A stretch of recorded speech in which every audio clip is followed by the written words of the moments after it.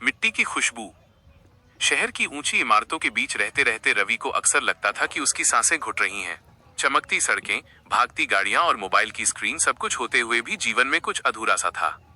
एक दिन अचानक उसे गांव की याद आ गई, अपना वही छोटा सा गांव बरसाना जहां उसका बचपन बीता था। रवि ने बिना देर किए गांव जाने का फैसला कर लिया। जैसे ही बस गांव की कच्ची सड़क पर मुड़ी, हवा में मिट्टी की सौंधी खुशबू घुल गई। दूर दूर तक फैले खेत, लहलहाती फसलें और आम के पेड़ों की छांव सब कुछ वैसा ही था। बस समय थोड़ा आगे बढ़ गया था। गांव में उतरते ही सबसे पहले उसकी नजर पुराने पीपल के पेड़ पर पड़ी, जहां कभी वो दोस्तों के साथ गिल्ली डंडा खेला करता था। आज भी वही बुजुर्ग चौपाल पर बैठे हुक्का गुड़गुड़ा रहे थे। अरे, ये तो रमेश के भैया का लड़का है ना? हाँ हाँ, यही रवि है। कुछ ही पलों में पूरा गांव उसे पहचान गया। यही तो गांव की खूबी थी, यहाँ नाम नहीं, रिश्ते बोलते हैं। रवि सीधे अपने पुराने घर की ओर बढ़ा। मिट्टी की दीवारें थोड़ी जर्जर हो चुकी थीं, लेकिन आंगन वही था जहां उसकी माँ तुलसी में जल चढ़ाती थी। माँ अब इस दुनिया में नहीं थी, लेकिन तुलसी आज भी हरी भरी खड़ी थी, मानो माँ की यादों की रखवाली कर रही हो। शाम होते ही गांव में एक अलग ही रौनक आ गई।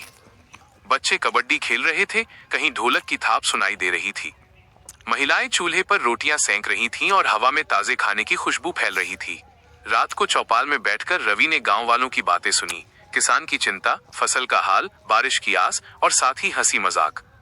रवि को समझ में आने लगा कि गांव गरीब हो सकता है, लेकिन दिल से अमीर जरूर होता है। अगली सुबह वो खेतों की ओर गया। किसान धूप में पसीना बहा रहे थे, लेकिन चेहरे पर संतोष था। एक बूढ़े किसान ने कहा, बेटा, मिट्टी से जुड़ा इंसान कभी खाली नहीं रहता। ये वाक्य रवि के दिल में उतर गया। कुछ दिन गांव में बिताने के बाद रवि ने फैसला किया, वो शहर लौटेगा जरूर, लेकिन गांव को छोड़ेगा नहीं। उसने सोचा कि गांव के बच्चों के लिए पढ़ाई की व्यवस्था करेगा, किसानों को नई तकनीक सिखाने में मदद करेगा। बस जब वापस जाने लगी तो उसकी आंखें नम थीं। गांव पीछे छूट रहा था, लेकिन मिट्टी की खुशबू उसके दिल में बस चुकी थी। बस धीरे धीरे गांव की सीमा पार कर गई, लेकिन रवि की निगाहें अब भी पीछे छूटते खेतों पर टिकी थीं। शहर पहुंचते ही वही भागदौड़, वही शोर, लेकिन अब रवि बदला हुआ था। उसके भीतर गांव की शांति बोल रही थी। शहर में रहते हुए भी रवि हर शाम गांव की बातें सोचता। उसे याद आते वे बच्चे जिनकी आंखों में सपने तो थे, लेकिन साधन नहीं। उसे याद आता बूढ़ा किसान और उसके शब्द, मिट्टी से जुड़ा इंसान कभी खाली नहीं रहता। एक रात उसने ठान लिया, अब केवल याद नहीं, काम करना है। गांव के बच्चों की शुरुआत।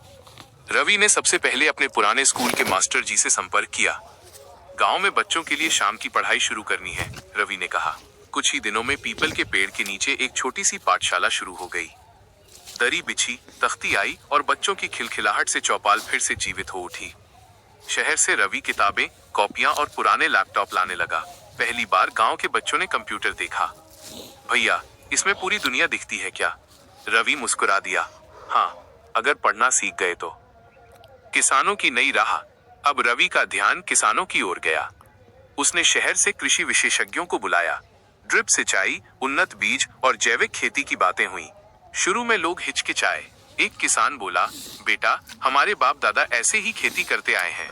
रवि ने धीरे से कहा, चाचा, तरीका बदलेगा तो मेहनत कम और फायदा ज्यादा होगा। धीरे धीरे खेतों में बदलाव दिखने लगा। फसल अच्छी हुई, पानी बचा और किसान के चेहरे पर उम्मीद लौटी। संकट की घड़ी, लेकिन जीवन हर बार आसान नहीं होता। उसी साल बारिश धोखा दे गई। खेत सूखने लगे। गांव में मायूसी छा गई। कई किसानों ने शहर जाने की बात शुरू कर दी। रवि ने हार नहीं मानी। उसने सरकार की योजनाओं की जानकारी जुटाई, फसल बीमा कराया और एक सामूहिक तालाब खुदवाने की योजना बनाई। गांव वालों ने पहली बार मिलकर काम किया। कुदाल चली, पसीना बहा और एक बड़ा तालाब तैयार हुआ।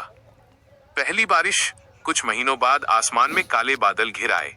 पहली बूंद गिरी और फिर झमाझम बारिश शुरू हो गई। तालाब भर गया। सूखी धरती फिर से मुस्कुरा उठी। बूढ़े किसान की आंखों में आंसू थे। बेटा, आज तूने हमें गांव में ही रोक लिया। बदलाव की पहचान। अब बरसाना बदलने लगा था। बच्चे पढ़ने लगे, किसान आत्मनिर्भर बने और गांव में फिर से रौनक लौट आई। शहर जाने वालों की जगह अब लोग लौटने लगे थे। एक दिन पंचायत में प्रस्ताव रखा गया, गांव के मुख्य मार्ग का नाम मिट्टी की खुशबू मार्ग रखा जाए। सबकी निगाहें रवि पर टिक गईं। रवि बोला, ये मेरा नहीं, पूरे गांव का रास्ता है। पीपल के पेड़ के नीचे बैठा वही बूढ़ा किसान मुस्कुराया। आज समझ आया बेटा, जो मिट्टी को संभाल ले वही भविष्य संभाल लेता है। कहानी की सीख। गांव सिर्फ जगह नहीं, एक संस्कार है। मिट्टी से जुड़ाव इंसान को विनम्र बनाता है। सच्ची खुशहाली रिश्तों में होती